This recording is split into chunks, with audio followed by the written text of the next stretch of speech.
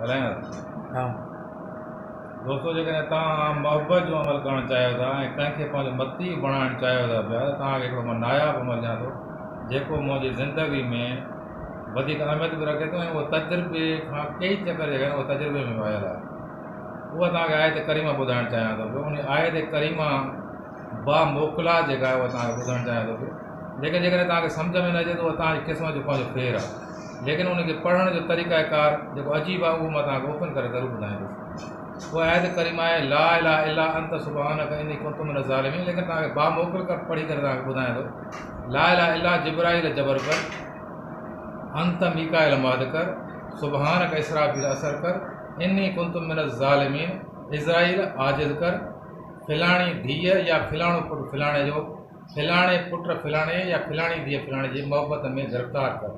हाणे जेकॾहिं इन अमल खे तव्हां अॻिते वधाइणु चाहियो था पिया त महबूबा या महबूब जे अदद ऐं आशिक़ ऐं आशिक़ जी माउ जे अददनि खे तव्हां जमो कयो इल्मु अबजद जे हिसाब सां। पोइ तव्हां कमरी में कयो या शमसी में कयो, इहो तव्हांजे मथां डिपेंड करे थो। टोटल अददनि कबीर खे वठी करे तव्हां हुनखे जामियो कयो त उन जा जेके बि हेठों अदद वसीत निकिरंदा पिया, उहे वसीत अददनि जे मुताबिक़ तव्हां उन अमल खे इन खे पढ़ो आयत करीमा में। ऐं उन जो जेका टाइम टेबल निकिरंदी वसीत में वरी जॾहिं तव्हां सवीर में ईंदव त उन जो टाइम तव्हांखे पढ़ण जो मिलंदो। हाणे वधीक तव्हांखे कॾहिं सम्झ में नथो, तव्हां पंहिंजी क़िस्मत खे कयो। ख़ुदा हाफ़िज़।